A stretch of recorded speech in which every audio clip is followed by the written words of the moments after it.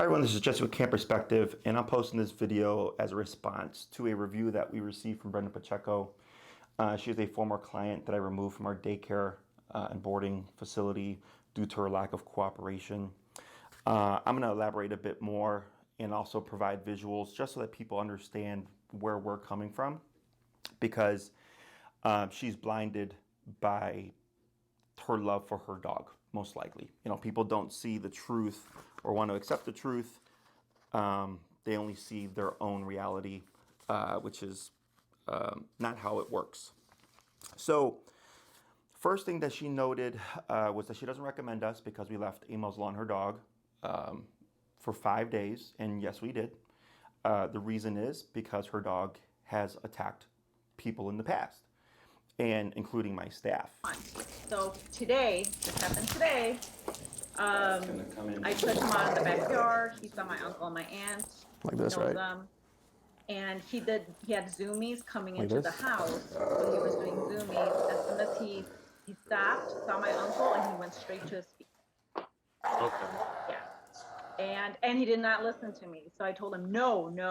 And then he was growling at me. And then he was going towards my feet. So, and this just happened today. So, or when if I have an object and I'm kind of trying to kick it away from him, he would try to go for my feet. Yeah. Is he muzzle trained? He'll let me put the muzzle on him, and I've only seen him let me do it because he hates getting his nails cut. That's another thing, like, don't touch his nails. So he, yeah, I mean, I had to do it. The vet couldn't do it. Like 2 other places couldn't do it. Went back to the vet. I had to put him to sleep. Like I had to, sleep him for them to cut his nails. So even on trazodone, 3 tablets, gabapentin, like 6 hits, the stupid dog, Sammy wouldn't be able to sleep. He was still. So I muzzled him. So I put the muzzle on him. Even though they put him to sleep, I still did the caution when he was waking up. They never knew how he was going to react after anesthesia. But at this point, like if that's possible, great. At this point, I'm like, just want to make sure that I'm able to have control over that behavior, and I really want to make sure he can be, he can be in daycare with you guys, and he can be boarded, and he can be safe. Everybody else, every other dog and human around him can be safe, type of thing. I think that's my biggest aim right now. And including a staff member within the past couple of weeks before I removed her from our care, because we had a new employee who had entered into the boarding area, and Sammy had snapped at her. Dog's name is Sammy. So yes, we left her dog muzzled for 5 days in a row. It's a Baskerville muzzle. It's meant for extended wear. Dogs can eat, drink, and pant, open their mouth comfortably. That's what it's meant for. It's meant for a dog to wear it for a long period of time. And he wore that muzzle the entire 5 days because he has attacked people in her own life, and he has also tried to attack my staff. So I care about my staff, and I'm not going to make my staff handle a dog that goes after people unmuzzled if they don't want to. Okay? I think that's only fair. Because if that dog bites a handler, one, they may not be able to work depending on where the bite is, depending on if they got bit in the hand, if they got bit in the arm, how bad the bite actually is. Will they be out of work because they can't handle dogs due to the injury, like when I got bit?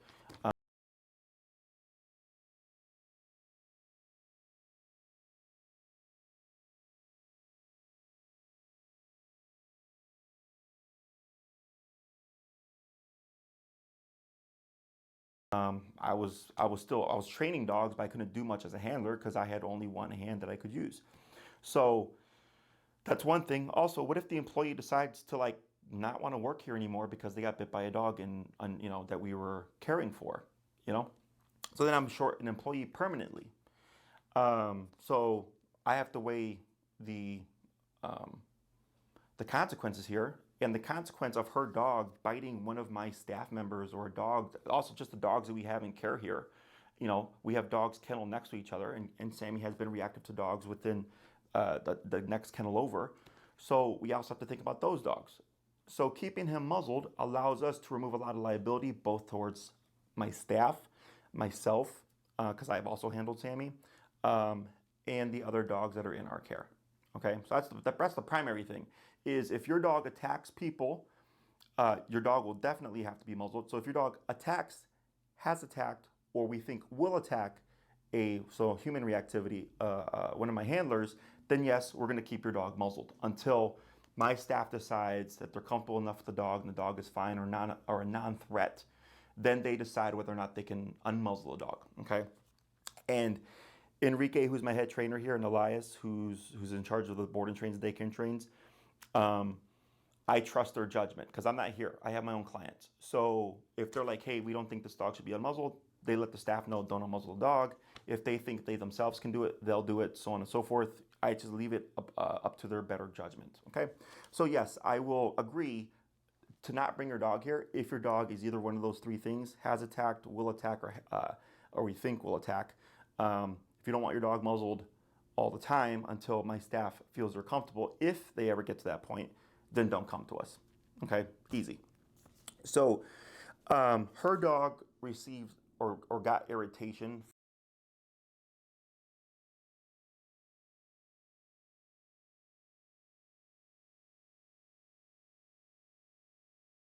from the muzzle rubbing. In her review, I think she says, and since being here for a year, this is the first time that it's happened. So, I mean, I think that's pretty damn good. You know, one time of irritation in a whole year, it happens. It's like wearing a shoe that doesn't fit well and you get a blister, okay? It scabs, it heals over, fur grows back, and if it doesn't grow back, your dog has a bald spot, okay? If a handler gets bit, there may be nerve damage and then permanent damage where they won't get full mobility of wherever they were bitten. So like if they got bit in the arm and it hit a nerve and the nerve was damaged, they will not have full mobility of their arm again. So I think that's a pretty fair trade. If you don't agree, please do not come here. I agree, do not come here if you don't like that. When it comes to us deciding that there are no longer a good fit, so Sammy wasn't the problem. Even though Sammy is a difficult dog, he wasn't the problem, the owner was the problem.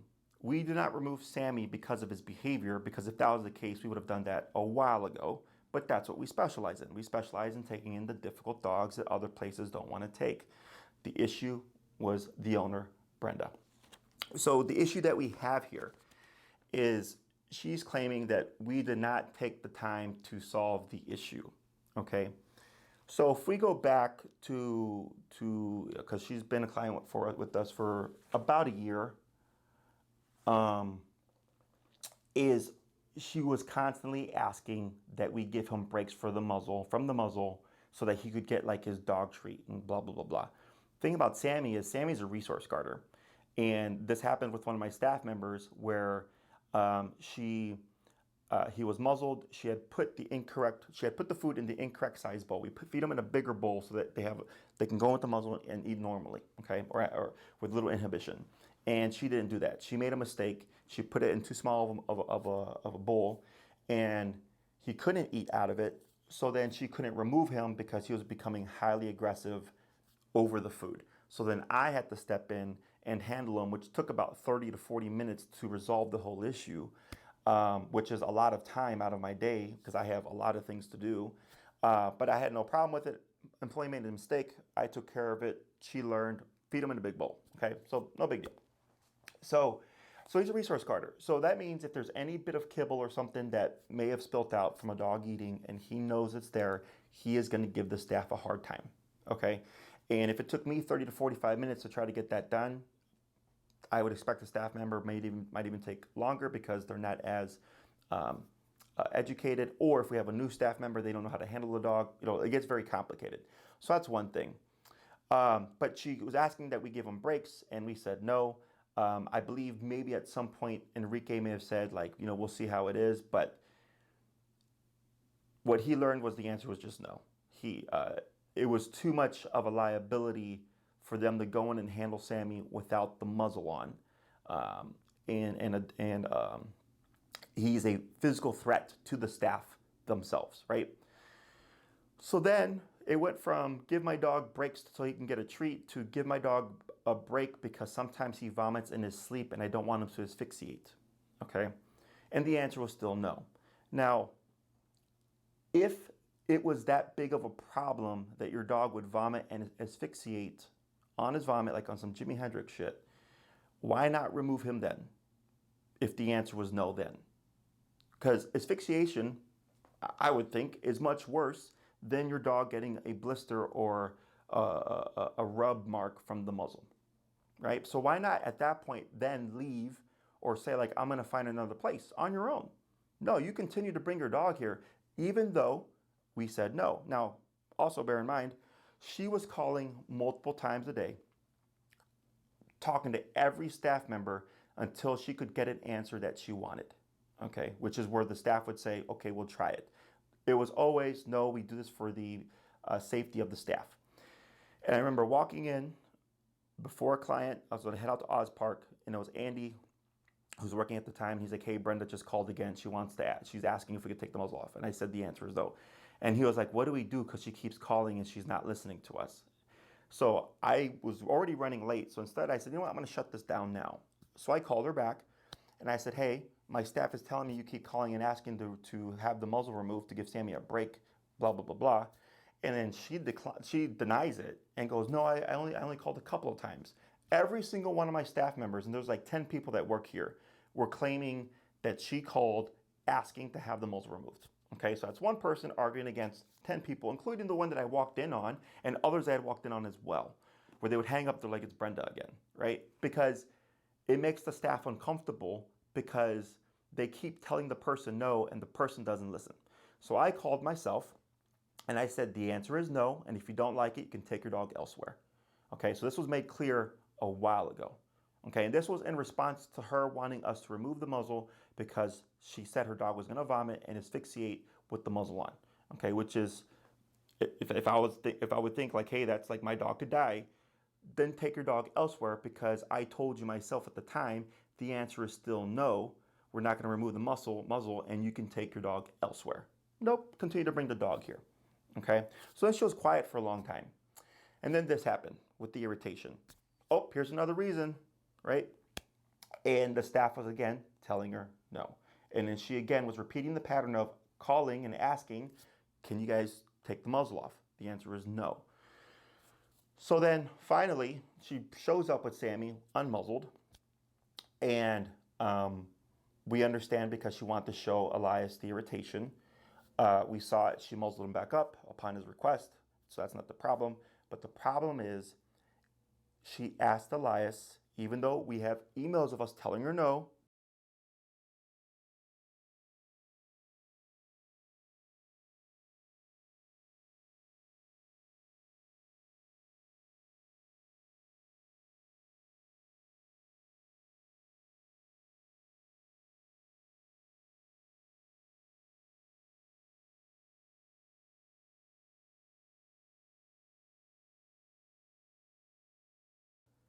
again, can you give my dog a break from the muzzle? Okay. Now Elias, because he's one of my head trainers here, thought to himself like, okay, well, if we feel comfortable for it, you know, we'll do it. So that's where the last straw was, where I was like, okay, it's the same pattern. So when she talks about hiding behind my secretary, I'm not hiding behind anybody. You're emailing the info email, which is addressed by the people that work at the facility. I don't watch that email. So yes, those people are gonna answer your emails. I'm not gonna take time out of my day to deal with someone that I already know is not gonna listen, because if you're asking my staff and my staff then asks me and then I say no, or I say it's up to Enrique and Elias and they say no and I go by their judgment, the answer is no. If you talk to me directly, the answer is still no, just like it was before when I told you take your dog somewhere else, okay? So that was it. So I was like, all right, I'll take time to email her an hour, and that's when I just said, don't bring your dog back. Simple as that. If you have so many options to bring your dog, because he's apparently not a problem, then use those options. Like, why are you still harassing us when we've been consistent on, no, we will not unmuzzle your dog? Why are you still coming here then? Okay, so it's as simple as that. I am not going to put my staff at risk because of how you feel. Okay, I'm not going to put my staff at risk because your dog got some muzzle irritation. He's not the first dog. He's not going to be the last dog. We get clients that come here with their dogs muzzled, who in our opinion don't even need to be muzzled, but they say, hey, please keep the muzzle on, do not remove it. Okay, so we listen, we just don't remove it, right?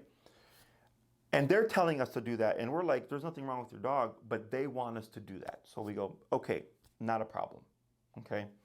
And you have a dog, or this person has a dog that attacked her dad, attacked her uncle, has gone after my staff, and is arguing to have the muzzle removed, which then puts my staff at immediate risk. Because how are we supposed to stop the dog when he's actively attacking? Okay, so pretty simple. And I'm gonna, show you guys. I'm gonna do another video that kind of goes more in depth because this one's probably going too long about why we tell people to keep their dogs muzzled and all that stuff. But you have the picture of like my hand getting bit and all that stuff. So that provides a visual of why we muzzle dogs. They can do more harm to us than we can to them because they have sharp teeth and we don't. So that's my response to this, and I'll do a typed response as well. But again, if you have a dog that has attacked, will attack, or we think will attack a human, we tell you to muzzle your dog, and we keep your dog muzzled, and you don't like it, don't bring your dog here. I completely agree. We do not want you as a client because clearly you don't have any concern for the well-being of others. And my job here is to keep not only my staff safe, but the other clients that bring their dogs here, their dogs safe as well. Because accidents do happen. A dog might get out. So that's why we keep reactive dogs muzzled or aggressive dogs muzzled. Just in case something were to happen, it's cool. We have a buffer. Okay? So that's my video response to this. And I'll do another explaining more thoroughly about, muzzle, why we ask dogs to be muzzled and stuff. That's a different video. But thank you for watching. I'm Jesse with Canine Perspective.